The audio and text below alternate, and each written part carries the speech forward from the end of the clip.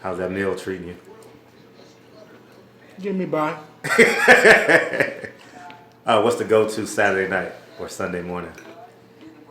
Wait, what's the what? Your go-to meal Saturday night, Sunday morning.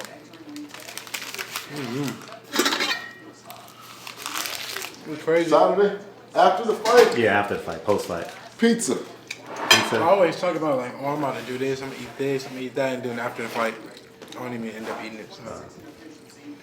You don't like pizza anymore after the fight? A little bit. How's the turnaround been? It's been probably about 60 days, right? Yeah. From fight to fight. 43 days. 43? 43 days. Damn. How's that been for you? Been good. It's been easier.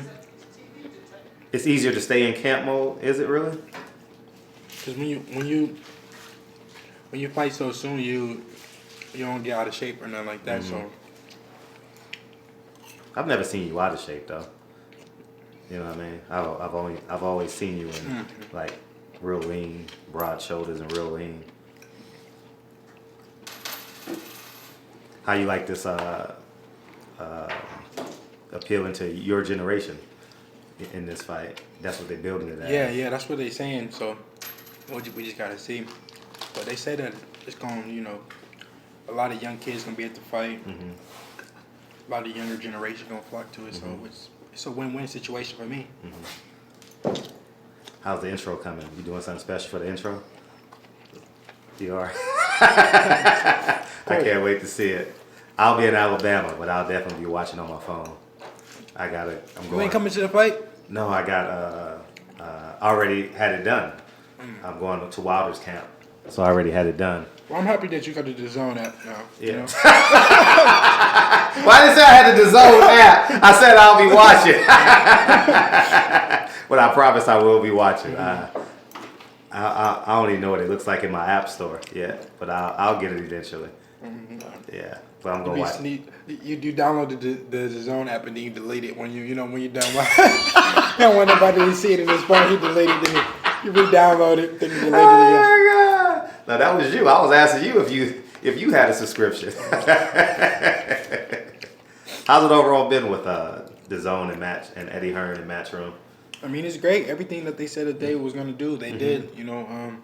They delivered on everything. So, I gotta respect it. I'm happy. Seems like it's working. You're a world champion within 3 fights with DAZN. This is my third fight. This your third fight, right? My profile has went up. I can't complain. Eddie Hearn has been doing his job. What can I say? I don't know if you heard, but last night Deontay Wilder said about the franchise tag. Did you hear that? Or you been in your own? Yeah, you was working out at that time. What are you saying? He said if it's not organic with boxing, meaning mandatories and people working hard to get to where you're at, I don't want it. You know what I mean? In terms of franchise tag, that Lomachenko and Alvarez have, Canelo. I mean, what I don't like about the franchise tag is that somebody else can't win it.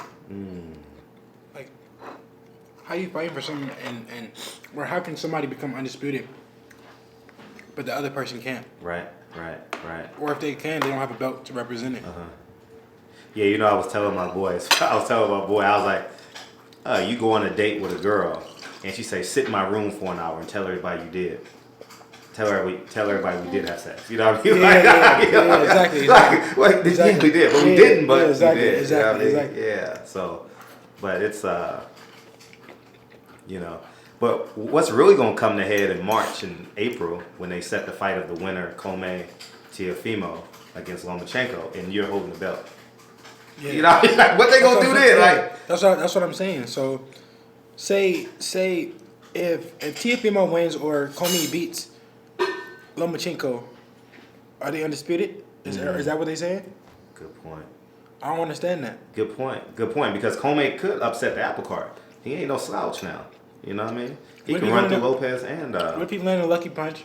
He go in there, and he knocks out Lomachenko. So he undisputed. But what he got to represent it? He don't have the franchise tag. He don't have the WBC world title. But if Lomachenko wins, then he does. That's where I don't understand. But Take us back to Saturday night when you and Tank Davis was Twitter beefing. no, the reason why I was mad is because he keep doing interviews about me, like interviews about me, which is cool. Go ahead, whatever. He talk about I'm not the it's not my belt or I didn't earn it or whatever. But in reality, he really didn't earn his belt. He fought for the WBA regular title. Machado had the super title, so he was a super champion. Then they switched it. He think nobody remember this, but they just switched it. I woke up one day and he was a champion. And he was a super champion, and Machado was the regular champion. So if you want to talk about who deserved it or what this and that, but at the end of the day, I'm tired of going back and forth with him. At the end of the day, it's really just boxing talk, and I understand that. He don't understand that. He get in his feelings. He get mad or whatever. I don't care. But anyways, I'm trying to make these fights happen in 2020 while I'm at 135. Do you find it ironic that every time he beats with somebody, he always want to take it to the streets? Like it's to get the fight, not to beat someone. He take it to the streets, but he don't do nothing. Yeah. There was a lot of. He can talk like he going to the streets, but he don't take it nowhere. Nobody ever heard him take him to the streets. So. There were some riffs. Some of my brothers in LGBC was saying that he'll go hard when a black fighter come at him, but when Lomachenko talk about him, he'll just stay silent. He never called Lomachenko a chump. He never said nothing about Lomachenko. I never heard him say nothing about Lomachenko. Oh no, I did. He said that he was slow or something like that.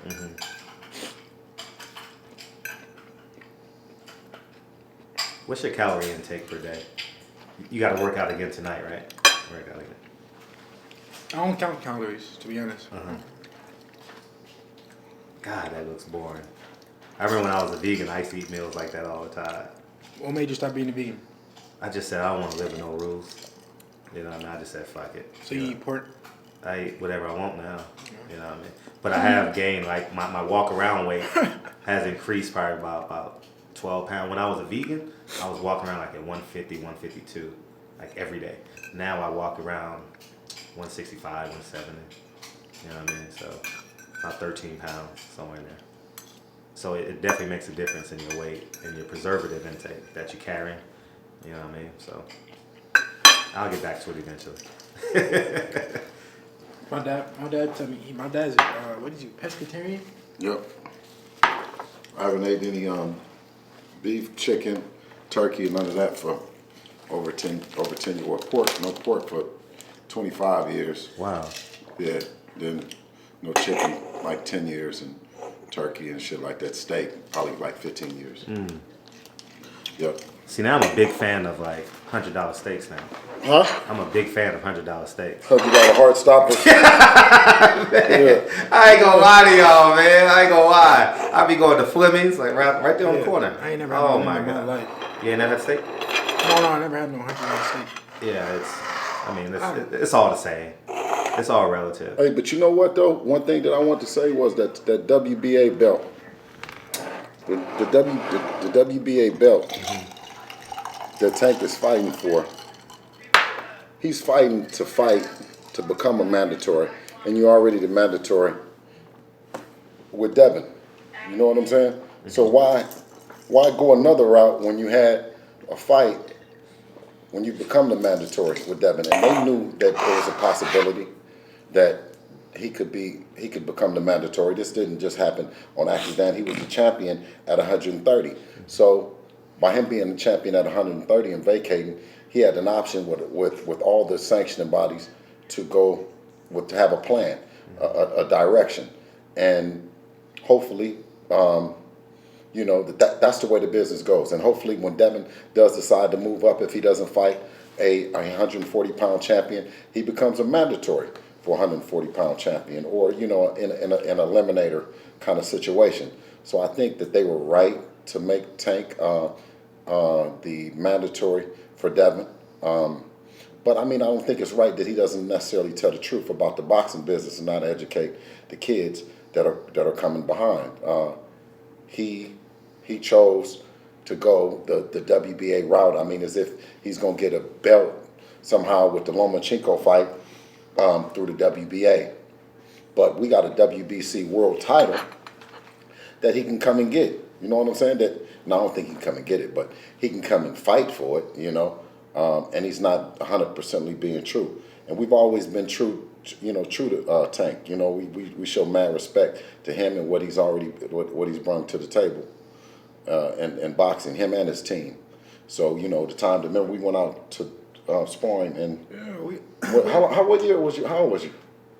I was like 15 or 16. Yeah, he was like 15 when we first. I was 15. Yeah, I was 15 years old. Yeah, so that'll clear it up. So we went over there when he was 15.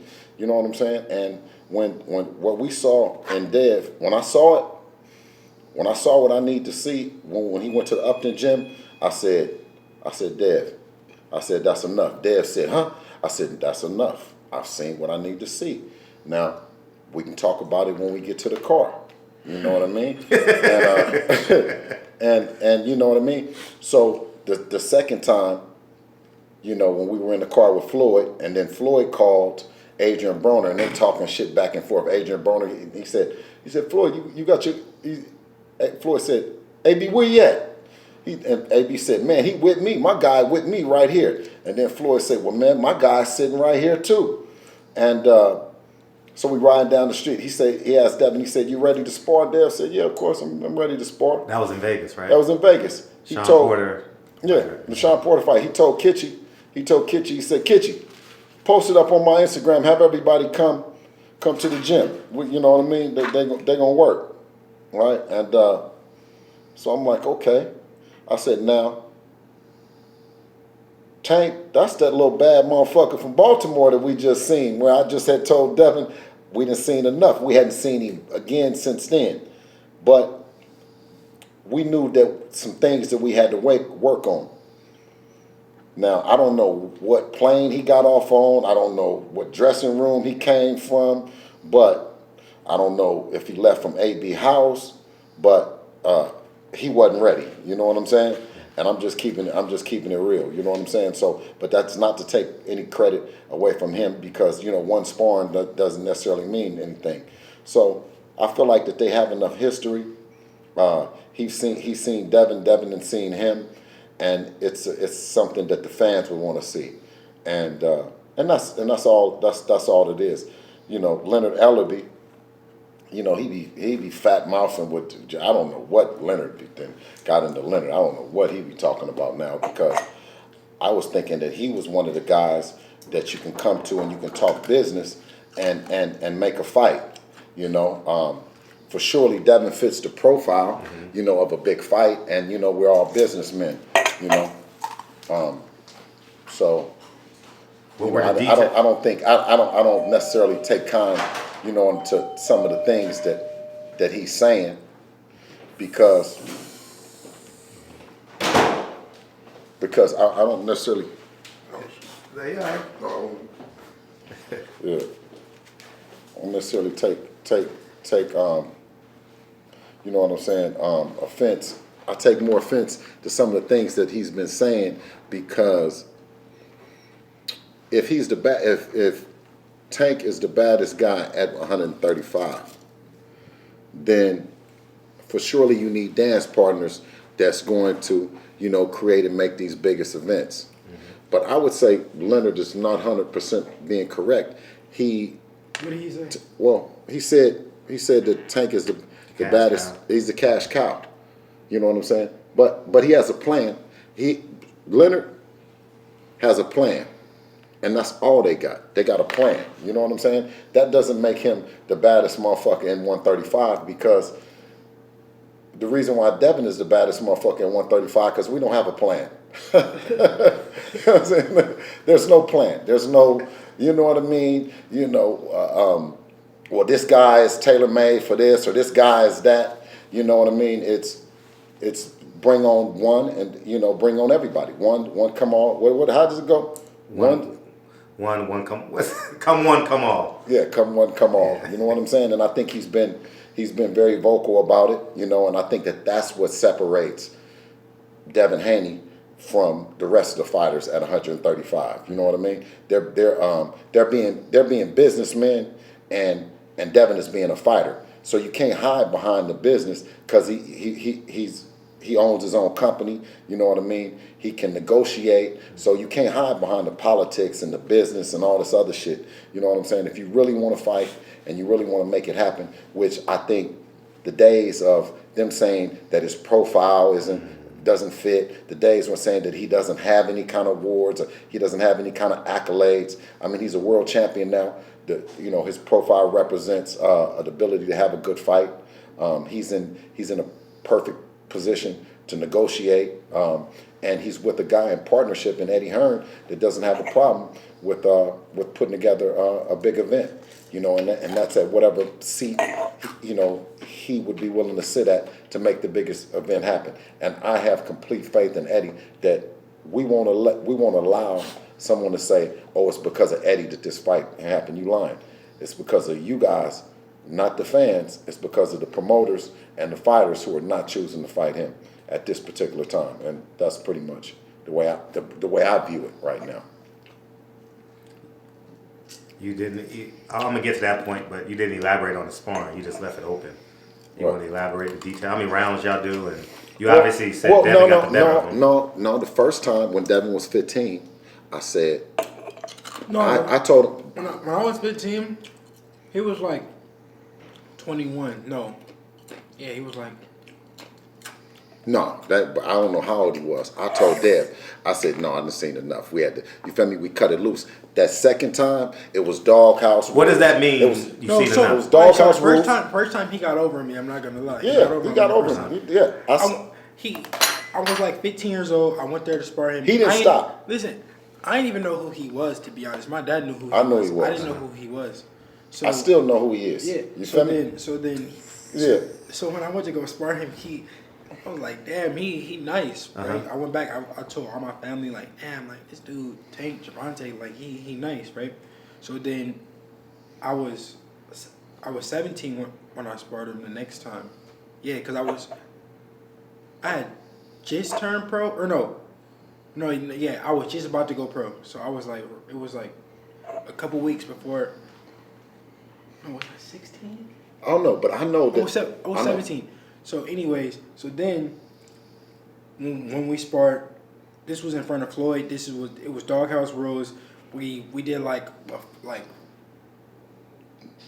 7-minute round, like just nonstop. Just AB was there. It was like 300 people in the gym. Like, I remember that night. It was. I didn't crazy. go, but I remember No, that. I told you. We was fight. It was who quit first. Yeah, but let me tell you. It was who quit first. It was like y'all was at the Coliseum or some shit. No. It was at a fucking what's the name of shit? Deb was telling it. He's telling it right. He's telling it right. But one thing that he's leaving out, right, is that he didn't want to stop.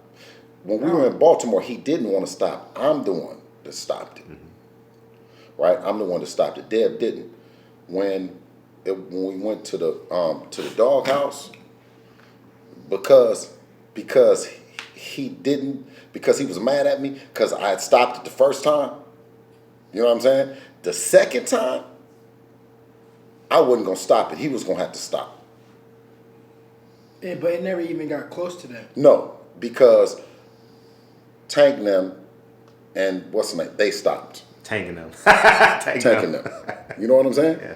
Tanking them. Because at this time, Tank, what I'm saying is, because now they can kind of like, they're at that ages where they look at the coach and they say, okay, do you want to keep going, another round or whatever. Mm-hmm. You know what I'm saying? They're more mature at this particular time. You know what I'm saying? Mm-hmm. And that the doghouse rules and all that shit, as a coach and as a dad, I don't necessarily always agree with them. Mm-hmm. You know what I'm saying? Mm-hmm. But them as competitive athletes, and at that particular time with Devin and the history that it had, that the bell, you didn't know when it was coming on, when it was coming off.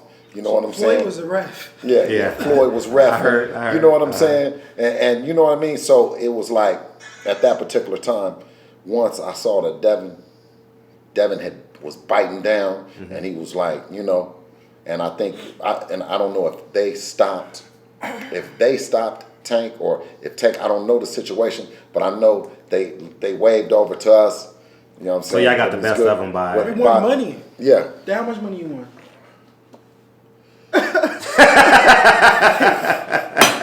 He won money. Well, you know that's funny because Who did you bet? Who did y'all bet? I bet Adrian Broner daddy. I bet Adrian Broner daddy. So you got to listen for the story to be even authentic because he brought it up anyway. Betting on sparring. I don't know who the fuck be betting on sparring, right? Other than crazy motherfuckers like me and AB daddy.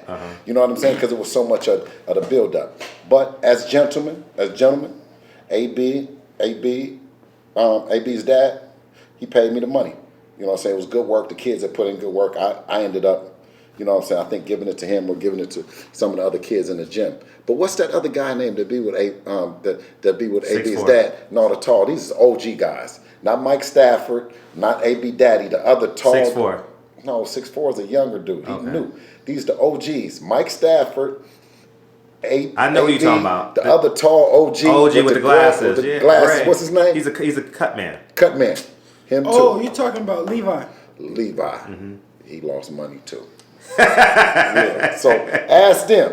You know So what it was I'm a saying? wide UD. Yeah. Well, yeah. It was a gentleman bet that was covered. You know what I'm saying? And with that, you know, that was just, you know, some guys, two different teams. You know what I mean? Putting up some money. You know, gentlemen. You know, Sure. gentleman money, just to, you know, in good faith, and that's pretty much how it happened. How would you rate Tank from then till now as a skill set? Oh, both of them skill set has been raised tremendous. That's why I don't take anything away from Tank as a fighter. I think just as much of him then, if not, I think more of him inside the ring. You know, I mean, you know, his antics that come when he's being challenged. You know what I mean? For a position that's in boxing, that's, you know, it goes with the territory, Sure. so to speak. I don't agree with that so much. You know what I mean?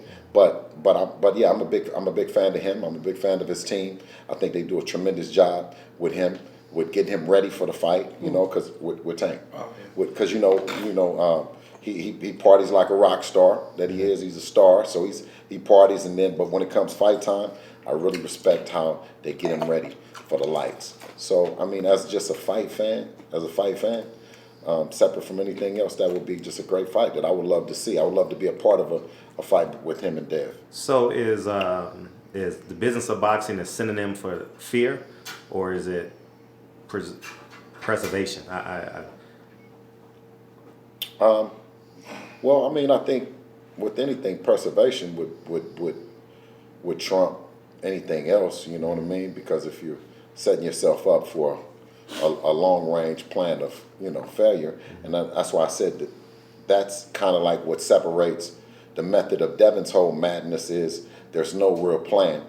You know what I mean? 1 minute he's talking about the Lomachenko fight. The next minute he's talking about the Gervonta Davis fight. The next minute he's talking about the Ryan Garcia fight. I don't think he's respectfully woven himself into anyone's plan. You know what I mean? He doesn't have a plan that, you know, after a couple fights, this is where we're going with it. He's fighting like a fighter, you know. And if you could do business and you can have a fighter, I think this would be the kind of fighter you would want to have.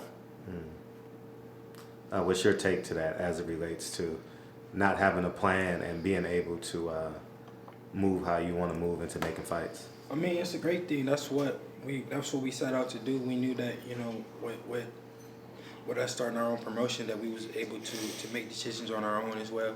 You know, even though I'm doing a co-promotion with Eddie Hearn, you know, we able to have a say in our career, so we able to demand these fights and try to make them happen. But that's only one side. You know, it take two to tango. It take, you know, two people to come together and agree. That's it.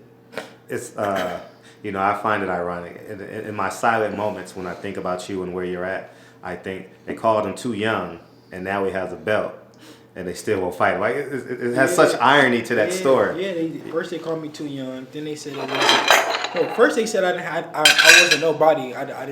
Robert Easter said I wasn't nobody. That was a couple years ago. I remember nobody that. knew who I was basically. Then they said I needed to. It was no money fighting me. Once I got a name, they said it wasn't no money in fighting me. Then they said I needed a belt. Now I got a belt.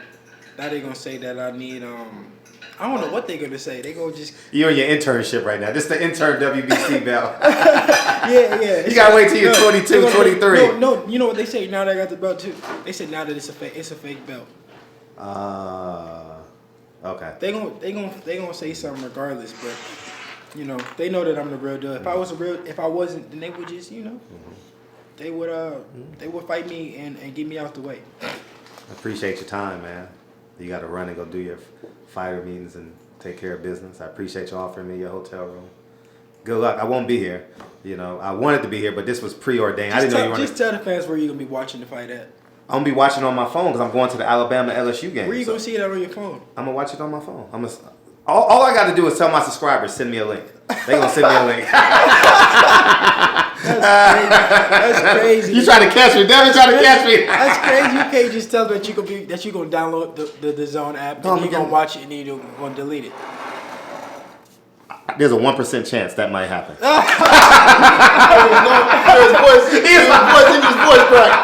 voice crack. You know he lying. Hey, let me tell you. Fred with Barbershop Conversations has the DAZN app, and he watches Devin Haney live. Appreciate y'all. All right, thank you, brother.